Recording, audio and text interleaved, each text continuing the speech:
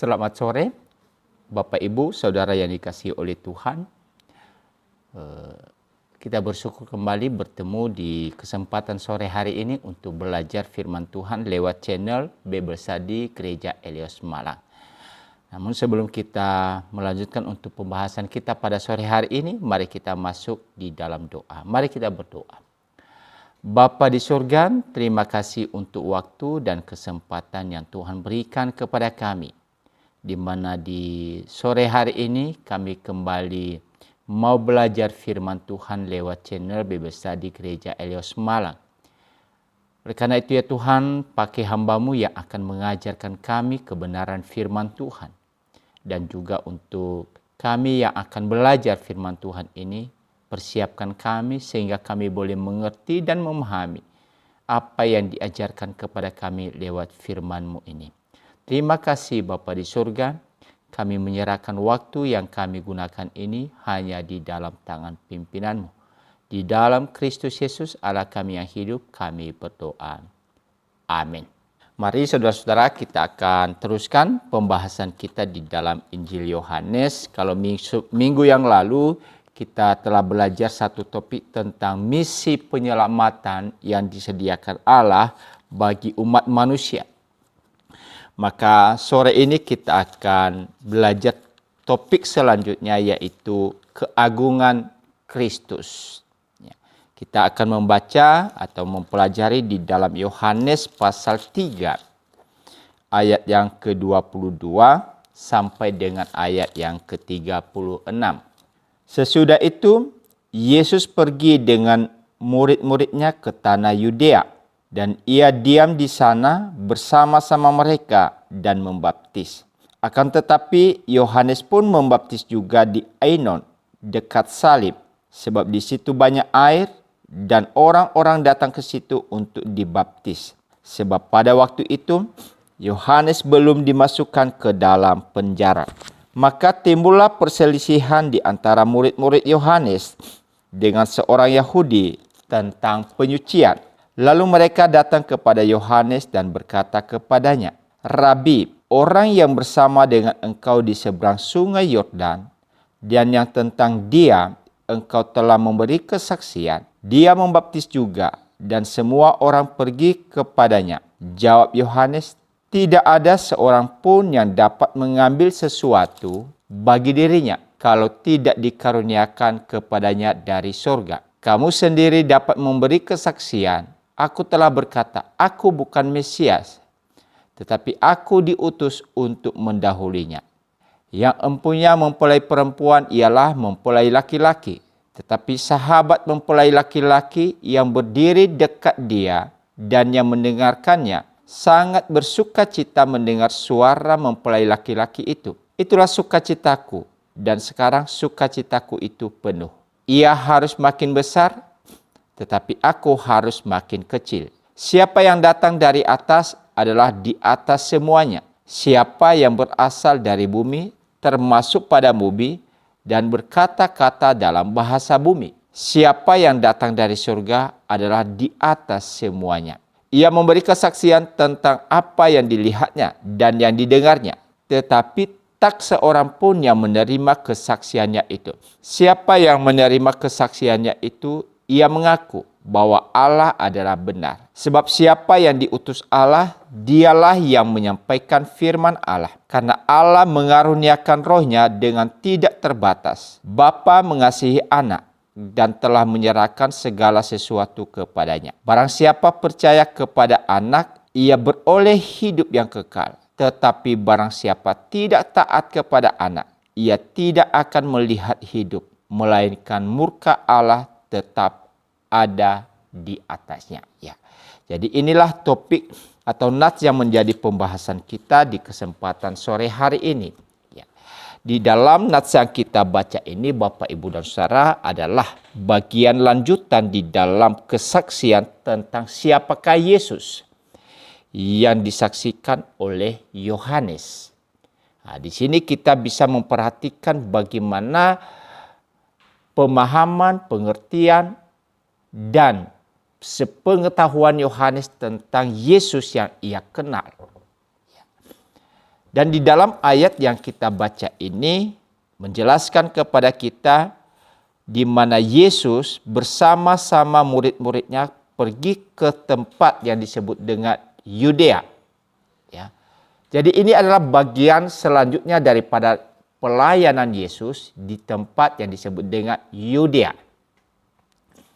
Lalu apakah yang dilakukan oleh Yesus bersama-sama murid-muridnya di sana? Di ayat ini jelas dikatakan di sana, ia diam di sana bersama-sama mereka dan membaptis. Ya. Jadi di dalam ayat ini kita bisa perhatikan bagaimana Yesus membimbing, mengarahkan dan mengajarkan murid-muridnya. Di mana ia bersama-sama dengan mereka. Ia selalu bergaul dan berbincang-bincang dengan mereka. Di dalam hal ini ia ingin memberikan satu pengaruh yang besar sebagai seorang pemimpin, sebagai seorang yang diutus oleh bapaknya. Ia mengajar para murid-muridnya untuk mengerti maksud.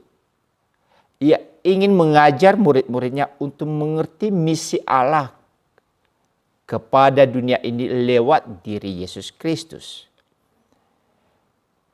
Ia selalu berkhotbah kepada banyak orang. Ia menyampaikan tentang kerajaan Allah. Ia mengajarkan tentang pertobatan. Ia mengajarkan tentang bagaimana orang masuk ke dalam kerajaan sorga. Dan itu telah ia ajarkan kepada banyak orang. Tetapi ia juga mengajarkan secara ekstensif kepada murid-muridnya. Supaya murid-muridnya yang nanti menjadi penerus daripada Yesus di tengah-tengah dunia ini. Mereka terus mengobarkan berita keselamatan, berita penyelamatan yang telah Tuhan sediakan lewat Yesus Kristus. Itulah sebabnya di dalam waktu-waktu tertentu ia selalu bersama-sama dengan para muridnya. Ia dekat dengan mereka, ia berdiskusi dengan mereka, ia bergaul dengan murid-muridnya untuk diajarkan, dibimbing dan diberikan pemahaman-pemahaman penting tentang rencana kehendak Allah bagi dunia ini. Ya. Ini hal penting yang kita bisa lihat Bapak, Ibu, dan Saudara. Yang pada akhirnya nanti membawa para murid-muridnya. Ketika Yesus telah naik ke surga, mereka berkobar-kobar untuk meneruskan pengajaran-pengajaran daripada Kristus. Meneruskan pengajaran daripada Tuhan Yesus. Dan di dalam hal ini ketika kita coba membaca kesaksian ini atau pengajaran di sini, bahwa Yesus dan murid-muridnya melakukan hal yang dilakukan oleh Yohanes. Apa itu? Yaitu pembaptisan. Di mana ini juga dekat dengan tempat di mana Yohanes membaptis.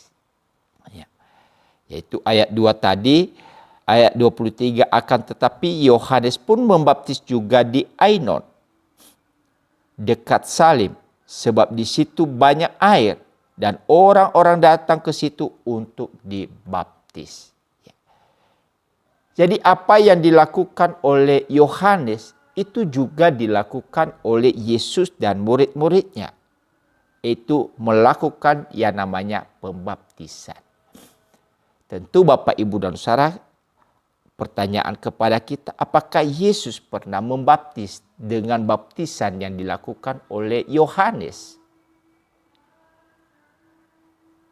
Ya, tentu hal ini dikonfirmasi kepada kita bahwa yang melakukan tindakan pembaptisan bukan Yesus, tetapi murid-murid daripada Tuhan Yesus itu sendiri. Kita baca di dalam Yohanes 4 ayat yang kedua. Ya, sebuah penjelasan daripada ayat ini sehingga kita tidak menjadi bingung apakah Tuhan Yesus pernah melakukan tindakan pembaptisan atau tidak. Di Yohanes 4 ayat 2, meskipun Yesus sendiri tidak membaptis, melainkan murid-muridnya. Ya. Jadi tidak ada satu persaingan atau pertentangan antara Yohanes dengan Yesus, khususnya di dalam baptisan ini. Karena yang melakukan di sini bukan Yesus, tetapi murid-muridnya yang dia ajarkan dan dia bimbing. Tentu apa makna baptisan di sini, Bapak Ibu dan Saudara? Ya, baptisan di sini berarti kita melihat dalam konteks orang Yahudi pada zaman Perjanjian Lama, yaitu melambangkan sebuah pertobatan. Ya. Ketika Yohanes melakukan tindakan pembaptisan dan ia berseru supaya mereka orang-orang yang akan menyambut tentang kedatangan Mesias, maka terlebih dahulu mereka harus bertobat. Dan bukti daripada pertobatan mereka, yaitu mereka memberikan diri mereka untuk dibaptis. Ya. Namun saudara-saudara yang dikasihi Tuhan, kemudian kita bisa melihat sebuah kronologi selanjutnya, di mana ada pertentangan, ada perdebatan di antara murid-murid Yohanes dengan seorang Yahudi tentang pola daripada baptisan ini, tentang pelaksanaan baptisan ini. Mereka mengadakan sebuah diskusi, bahkan kalau dikatakan di sini perselisihan tentang penyucian itu, yaitu berkaitan dengan pembaptisan tadi. Apa yang menyebabkan itu? Sehingga murid-murid Yohanes dan juga seorang Yahudi, ya dengan pengertian dan pemahaman seorang Yahudi, lalu timbul perdebatan di antara mereka. Ya. Pertama, Bapak Ibu dan Saudara, kemungkinan ini bisa timbul. Kenapa? Yaitu para pengikut Yohanes mendiskusikan hubungan antara baptisan Yohanes dan baptisan yang dilaksanakan Yesus dan murid-muridnya dengan sebuah tradisi daripada orang-orang Yahudi dalam pembasuhan ini. Ya, makna daripada pembaptisan itu. Apakah itu bicara tentang sebuah pembasuhan, pembencian diri, atau lain sebagainya? Lalu siapa yang berhak untuk melakukan ini? Karena kita tahu bahwa di dalam konsep orang Yahudi, maka orang-orang tertentulah yang boleh diberikan mandat untuk melakukan tindakan ini. Ya, khususnya para imam. Lalu apakah yang menyebabkan sehingga mereka bersoal jawab terhadap yang dilakukan oleh Yohanes dan murid-muridnya ini? Ya tentu ya dalam perkiraan atau dalam sebuah pemikiran, ya mungkin saja orang Yahudi ini mencoba mencari apakah alasan-alasan yang dilakukan oleh Yohanes dan apakah ia merupakan sebuah otoritas yang dimiliki oleh Yohanes untuk melakukan baptisan. Itu mungkin kemungkinan yang terjadi sehingga terjadilah perdebatan, perselisihan antara murid-muridnya dengan seorang Yahudi. Tapi ada juga kemungkinan yang kedua, Bapak, Ibu, dan Saudara. Karena di situ dijelaskan kepada kita bahwa setelah Yohanes melakukan tindakan pembaptisan, maka ada banyak orang yang mengikuti dia. Ya. Sehingga dengan demikian, keabsahan daripada baptisan yang dilakukan oleh Yohanes bagi murid-muridnya itu adalah sebuah pembuktian otoritas yang dimiliki oleh Yohanes. Ya, hal ini dibuktikan dengan apa? Ada banyak orang yang mengikuti Yohanes. Ada banyak orang yang memberikan diri mereka untuk dibaptis oleh Yohanes. Jauh lebih besar daripada para pengikut daripada orang Yahudi. Ya, ini saja bisa menjadi sebuah pendelegasian atau sebuah pembuktian otoritas yang dimiliki oleh Yohanes. Sehingga bagi murid-muridnya, bahwa Yohanes memiliki kuasa, memiliki otoritas untuk melakukan praktek pembasuhan atau praktek pembaptisan ini. Ya. Jadi inilah yang mungkin kemungkinan terjadi sebuah perdebatan penting dengan seorang Yahudi dan di antara dan juga murid daripada Yohanes. Ya. Namun dilanjutkan kemudian bahwa di dalam ayat berikutnya ternyata ada hal yang menjadi pertanyaan-pertanyaan daripada murid-murid Yohanes sendiri. Ya, khususnya di dalam ayat yang ke-26, lalu mereka datang kepada Yohanes dan berkata kepadanya, "Rabi, orang yang bersama dengan engkau di seberang sungai Yordan dan yang tentang dia engkau telah memberi kesaksian, dia membaptis juga dan semua orang pergi kepadanya." Jadi ini juga menjadi sesuatu hal yang menimbulkan pertanyaan daripada murid-murid Yohanes.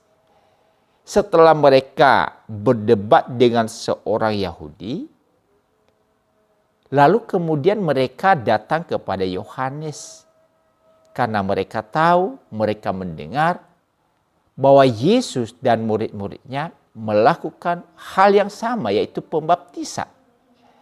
Dan ternyata ada banyak orang yang mengikuti Yesus. Ada banyak orang yang memberikan diri mereka untuk dibaptis oleh Yesus dan murid-muridnya. Sehingga itu menjadi sebuah pertanyaan daripada murid-murid Yohanes. Dari perdebatan mereka dengan seorang Yahudi tentang otoritas, tentang kuasa, yang di dalam pemahaman mereka sebelumnya, bahwa Yohanes ini memiliki otoritas, kuasa dibandingkan dengan orang-orang Yahudi, yang dibuktikan dengan ada banyak orang yang mau membaptis diri mereka kepada Yohanes. Tetapi ketika mereka membandingkan kepada Yesus, maka pertanyaan selanjutnya timbullah, siapakah yang lebih berotoritas di sini? Apakah Yohanes atau Yesus yang pernah berjumpa dengan Yohanes Pembaptis? Jadi saudara-saudara yang dikasihi Tuhan, perdebatan ini menjadi sesuatu yang didiskusikan oleh mereka. Tentu sekali lagi ini berkaitan dengan siapakah di antara mereka yang memiliki otoritas. Siapa di antara mereka yang memiliki kuasa. Siapa di antara mereka yang diberikan hak atau mandat untuk melakukan tindakan pembaptisan ini.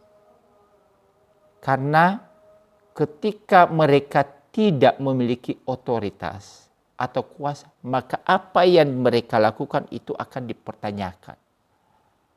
Hal ini juga berguna dan bermanfaat di dalam kehidupan kita sampai hari ini.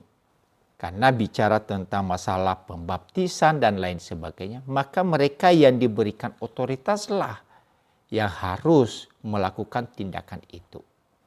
Dan sering sekali menjadi alasan bahwa mereka yang memiliki murid yang banyak, maka merekalah yang memiliki otoritas yang lebih itu. Sekarang menjawab daripada pertanyaan-pertanyaan daripada murid-muridnya, maka Yohanes kemudian memberikan sebuah pandangan yang sangat berbeda dan tidak seperti apa yang dipikirkan oleh murid-muridnya. Ya. Yohanes mengoreksi pandangan murid-muridnya yang keliru. Yohanes memberikan sebuah pembetulan daripada apa yang dipikirkan oleh murid-muridnya.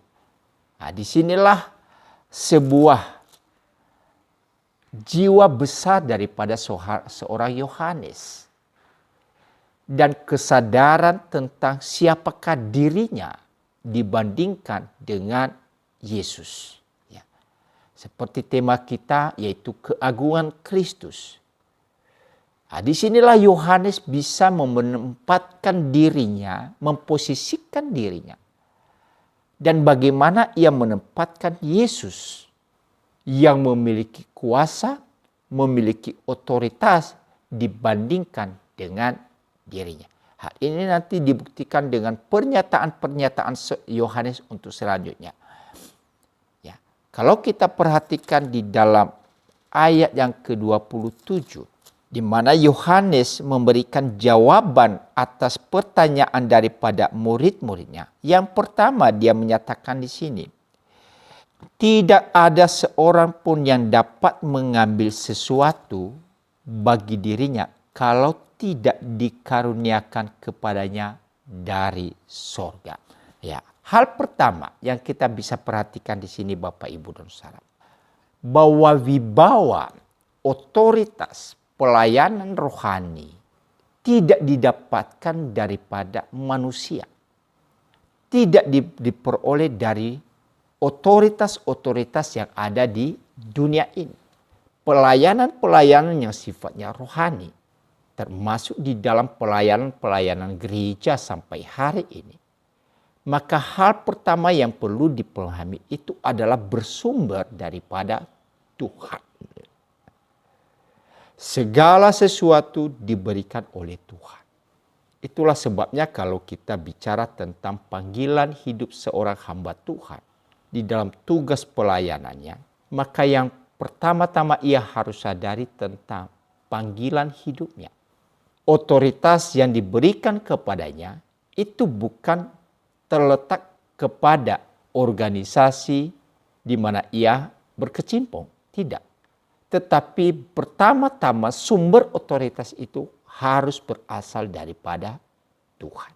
Ketika murid-murid Yohanes mencoba membandingkan Yohanes Pembaptis dengan Yesus yang melakukan pembaptisan juga, lalu timbul pertanyaan bagi mereka, siapa yang memiliki otoritas? Siapa yang memiliki kuasa di antara mereka?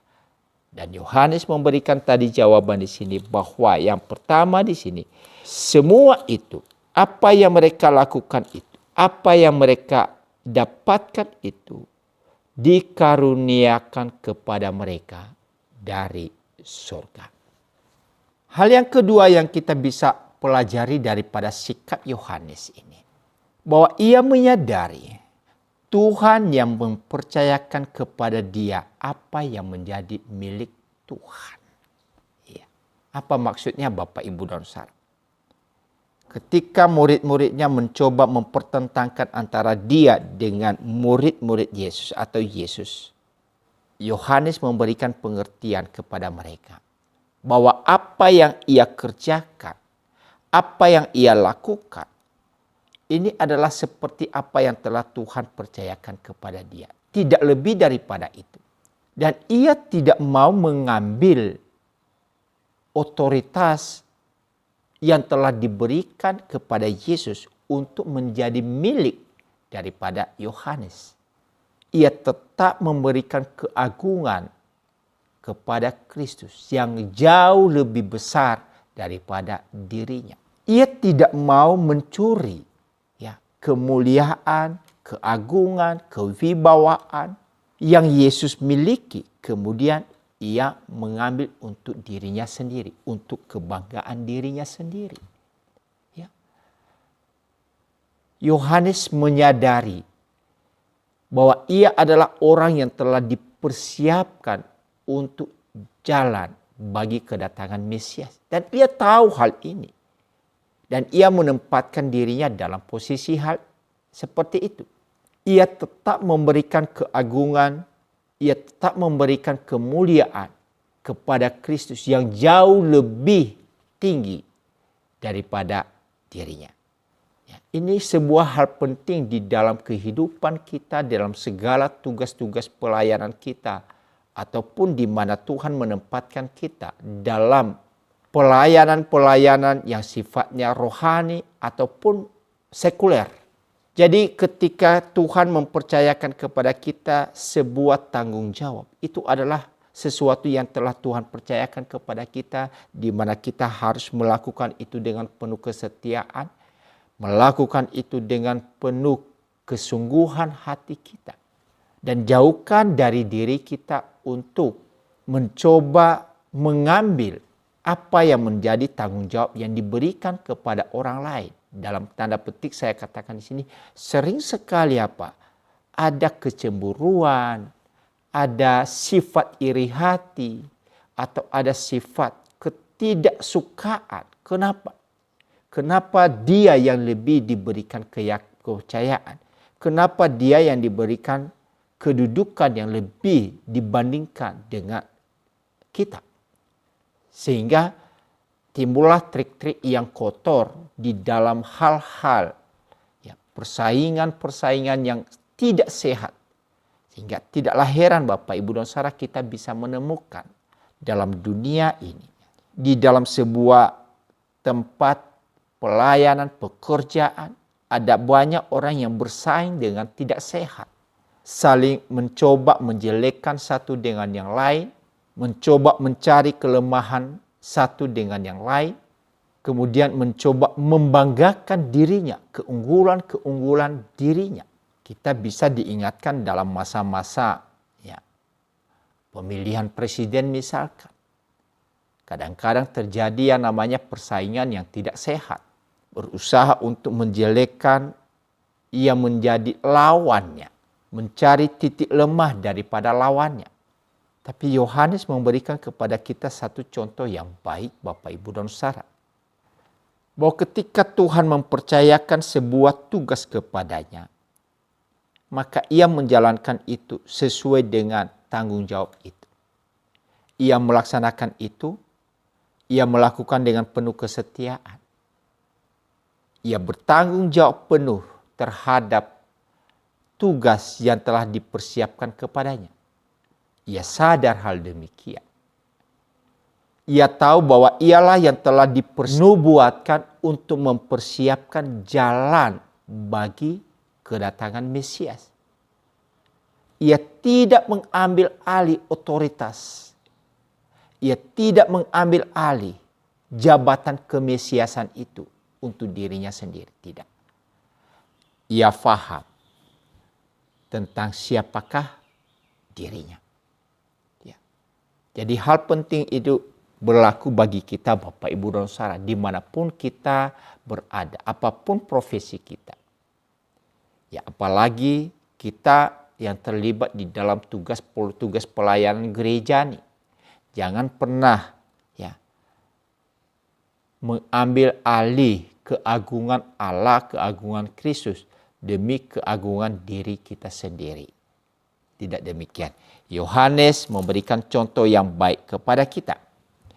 Selanjutnya di dalam penjelasan yang diberikan Yohanes tentang dirinya dan siapakah Mesias di ayat 28. Kamu sendiri dapat memberi kesaksian bahwa aku telah berkata, aku bukan Mesias, tetapi aku diutus untuk mendahulinya. Ya. Jadi Yohanes di sini memberikan sebuah penjelasan perbedaan antara dirinya dan Yesus. Yohanes mengakui bahwa pekerjaan yang sedang dilakukannya berasal dari surga, bukan dari dirinya. Ia hanya diberikan sebuah tanggung jawab. Ia hanya diberikan sebuah tugas oleh Tuhan. Lalu apa tugasnya? Dikatakan di sini, ia datang mempersiapkan jalan datangnya Mesias. Ia yang hanya dipakai untuk mempersiapkan jalan bagi kedatangan Mesias. Ia hanya pembuka jalan. Ia hanya yang menuntun. Ia hanya sebagai orang yang pertama memberikan jalan bagi kehadiran seorang Mesias. Ia sadar tentang siapakah dirinya. Dan selanjutnya apa yang dilakukan oleh Yohanes, Bapak, Ibu, dan Saudara. Di dalam sebuah kesadaran tentang dirinya dan pemahaman dan pengertian dia tentang siapakah Yesus.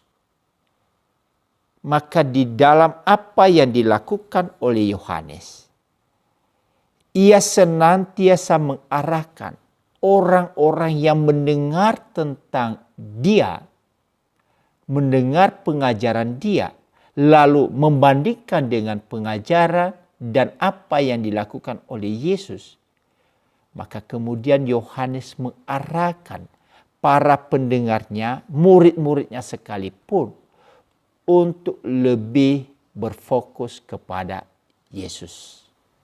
Ia mengarahkan orang-orang yang datang kepada dia untuk lebih mencari Yesus, untuk menemukan Yesus, untuk datang kepada Yesus. Sekalipun tadi dikatakan dia adalah seorang yang diberikan kuasa oleh Tuhan, tapi ia sadar dia hanya sebagai yang dipersiapkan untuk membuka jalan bagi kehadiran Mesias. Dan ketika ia tahu bahwa Yesus itu adalah Mesias, maka setiap orang yang datang kepadanya, maka sekarang ia arahkan mereka untuk bisa datang kepada Yesus. Dan di dalam hal ini ia pun memberikan kesaksian bahwa apa yang dimiliki oleh Kristus atau apa yang dimiliki oleh Yesus juga diberikan kepada dia dari surga. Yohanes mengatakan bahwa Bapa menyerahkan segala sesuatu kepada anak. Siapa yang dimaksudkan di sini? Kepada Yesus.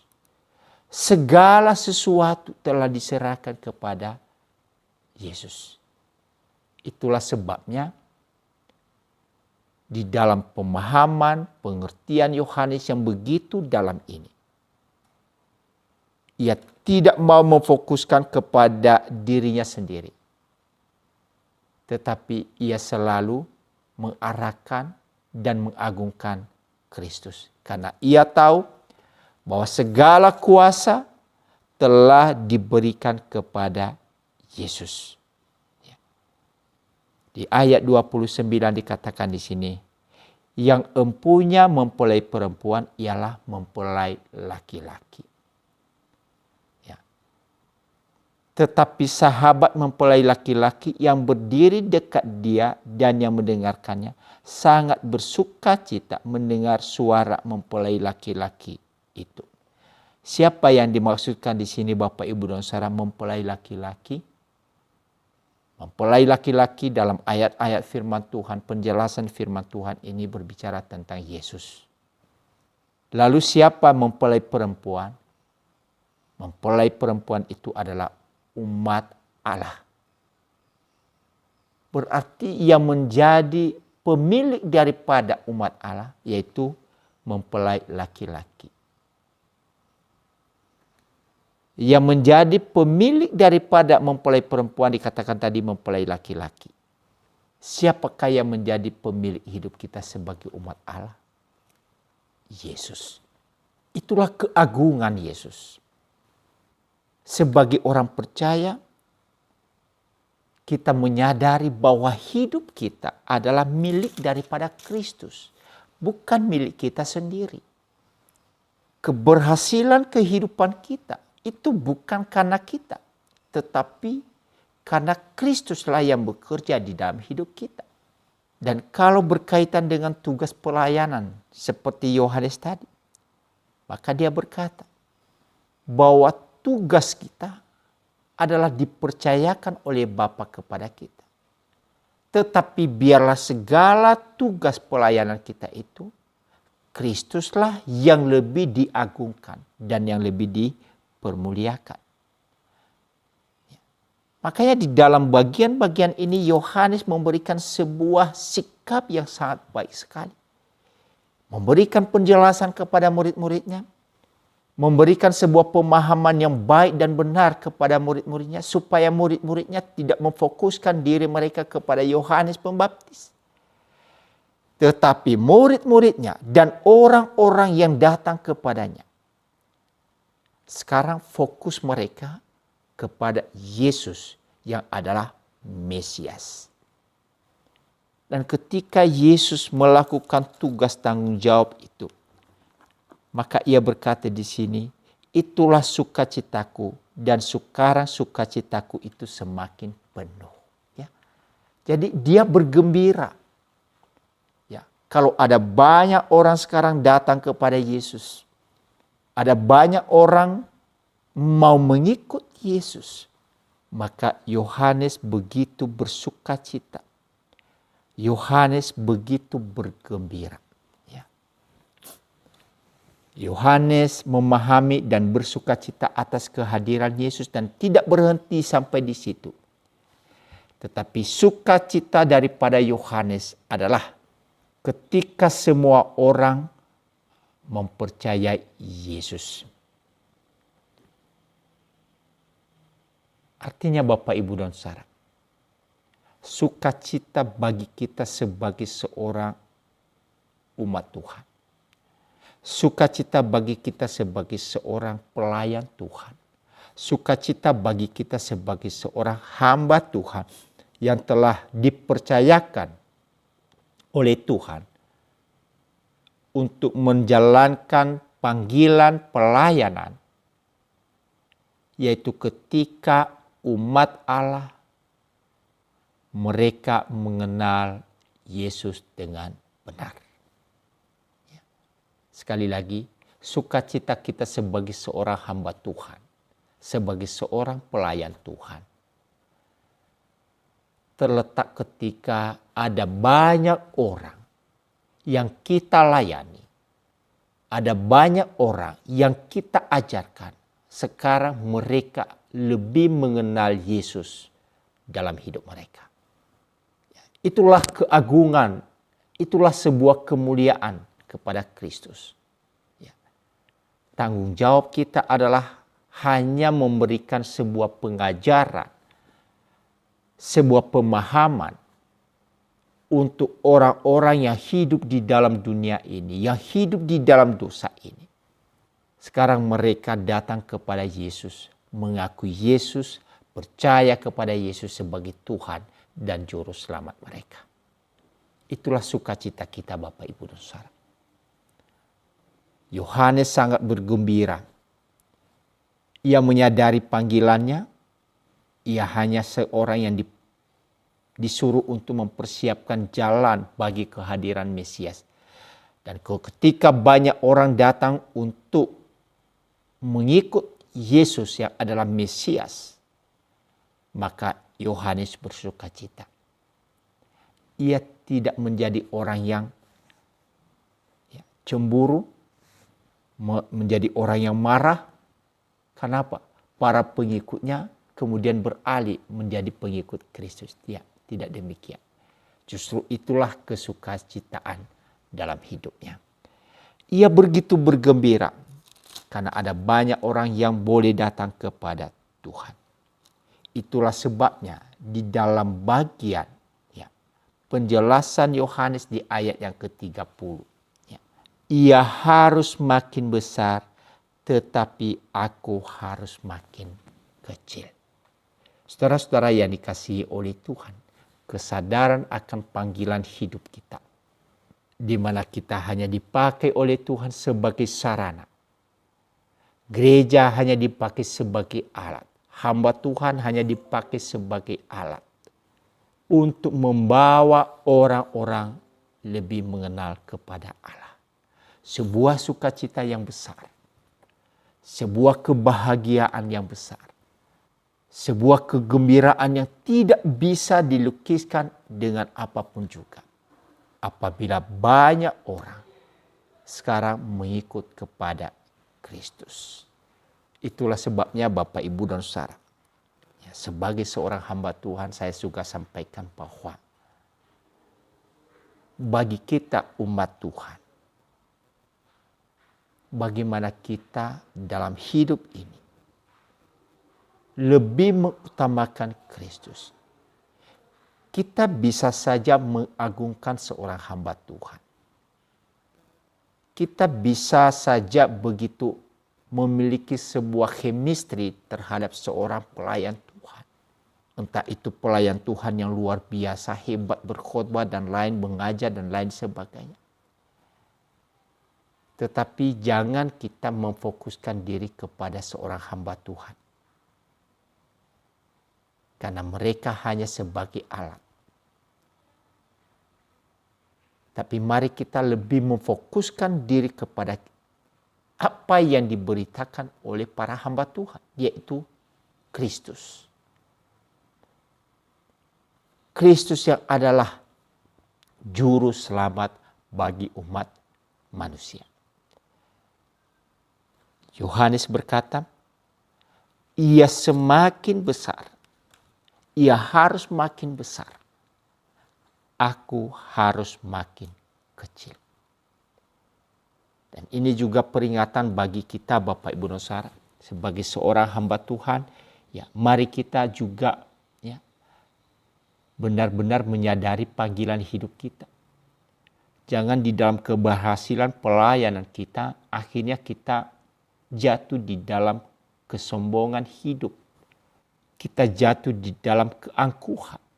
Kita ingin diri kita lebih dikenal oleh umat Tuhan dibandingkan mereka lebih mengenal Kristus. Kita belajar daripada sikap seorang Yohanes. Ia harus makin kecil. Mungkin banyak orang melupakan Yohanes. Mungkin banyak orang yang tidak lagi ingat terhadap Yohanes. Tetapi kebanggaan dia ketika mereka lebih mengikuti kepada Kristus. Mungkin kita sebagai hamba Tuhan, mungkin ada banyak orang yang mungkin melupakan kita. Tetapi kebanggaan kita adalah ketika ada banyak orang lewat hidup kita, mereka percaya kepada Kristus dan tidak meninggalkan Kristus. Ya, boleh saja mereka melupakan kita. Tapi jangan sekali-sekali mereka melupakan Kristus dalam hidup mereka. Karena itu adalah satu jaminan bagi mereka untuk kehidupan mereka selanjutnya. Kemudian bagaimana Yohanes menjelaskan tentang Kristus itu? Kalau dia berkata tadi, aku hanya sebagai seorang yang diutus untuk mempersiapkan jalan bagi kehadiran seorang Mesias. Di mana Mesias itu datangnya dari sorga.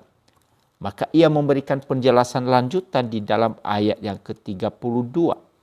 Ia memberikan kesaksian tentang apa yang dilihatnya dan yang didengarnya. Tetapi tak seorang pun yang menerima kesaksiannya. Ini sebuah pembeda yang diberikan oleh Yohanes. Di mana Yesus yang ia tahu. Yesus yang ia kabarkan. Maka ia tahu bahwa Yesus itu memiliki sebuah relasi kasih ya, yang dekat dengan Bapa di surga. Karena apa? Karena Yesus berasal dari surga. Jadi ada sebuah kedekatan, ada sebuah hubungan yang sangat erat. Keagungan daripada Kristus itu diberitakan di sini. Yohanes menyadari hal demikian. Itulah sebabnya ia lebih meninggikan Kristus dibandingkan dengan dirinya. Hal ini juga berkaitan di dalam konsep ketika kita memahami tentang Allah Tritunggal itu seperti apa. Jadi di dalam bagian ini secara tidak langsung juga Yohanes memberikan kesaksian kepada kita. Bahwa Yesus yang berasal dari surga. di mana sebelumnya ia memiliki relasi hubungan yang dekat dengan Bapa. Berarti Yesus itu adalah Allah. Yohanes memberikan sebuah kesaksian bahwa Yesus sangat mengenal Bapanya yang di surga. Ia begitu dekat karena ia berasal dari sana. Itulah sebabnya di dalam apa yang diajarkan oleh Yohanes selanjutnya, dia memberikan satu pembeda antara dirinya dengan Yesus dan juga nabi-nabi yang lain. Coba kita baca di ayat 31. Siapa yang datang dari atas adalah di atas semuanya. Siapa yang berasal dari atas, di atas semuanya. Siapa yang dimaksudkan di sini? Yesus. Yesus berasal dari surga. Dan ia berada di atas semua yang ada di bumi. Siapa yang berasal dari bumi, termasuk pada bumi dan berkata-kata dalam bahasa bumi. Yohanes berasal dari bumi, dari dunia ini. Nabi-nabi yang lain berasal dari dunia ini. Tetapi Yesus berbeda.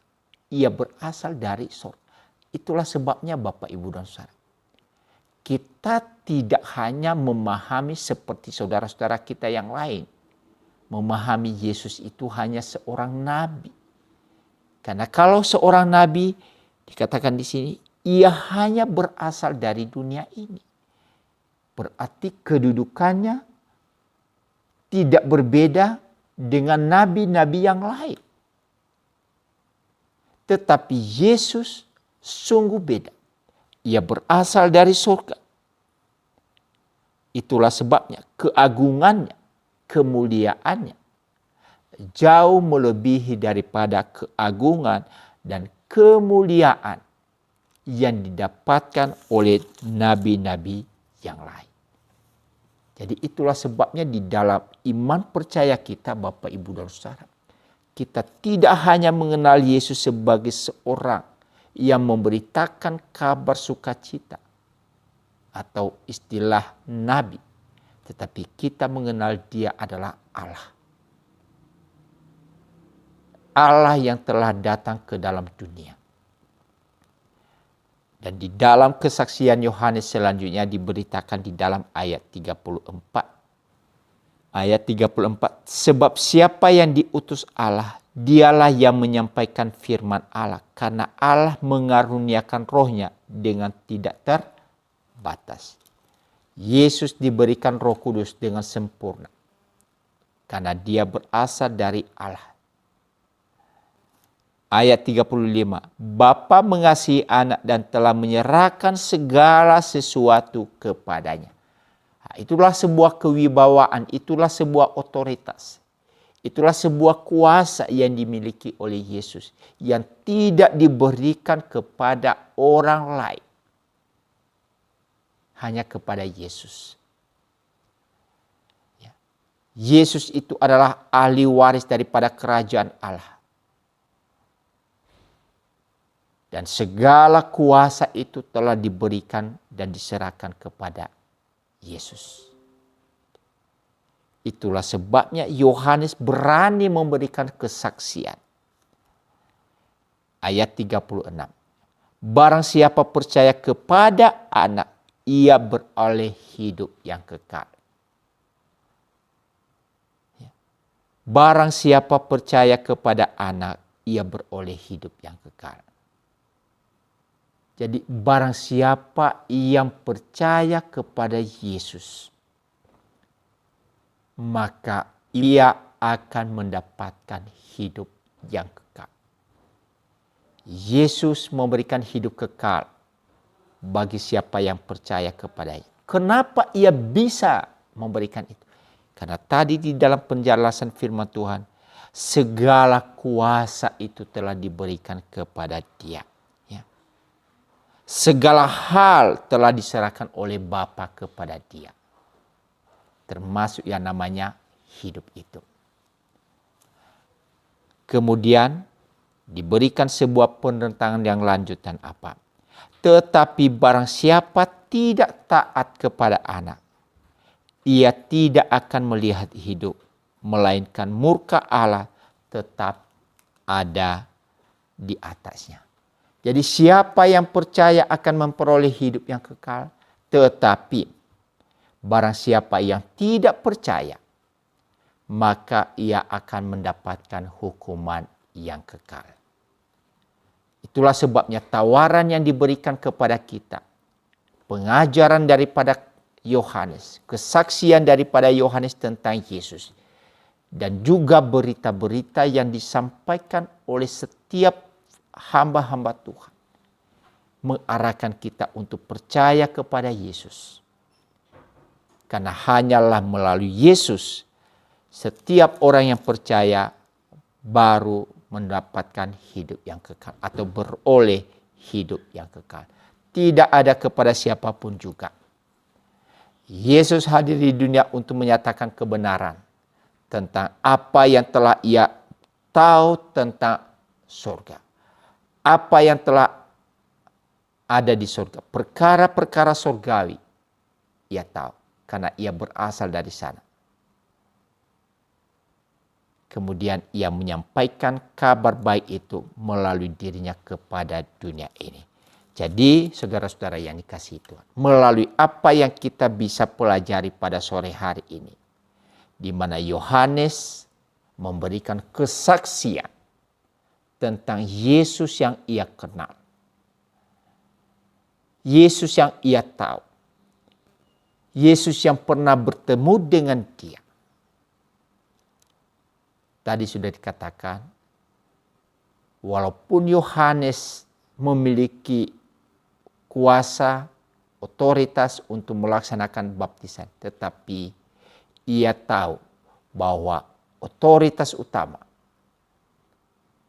kuasa yang lebih tinggi ada di dalam Yesus. Dalam hidupnya, ia tetap mengagungkan daripada Kristus. Itulah sebabnya sebagai seorang pelayan Tuhan, hamba Tuhan, kalaupun keberhasilan terjadi di dalam kehidupan kita, janganlah kita mengambil keagungan Kristus itu menjadi milik kita.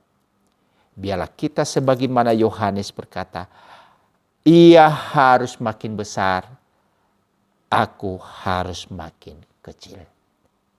Karena itu Bapak Ibu dan Saudara, muliakanlah Kristus dalam hidup saudara.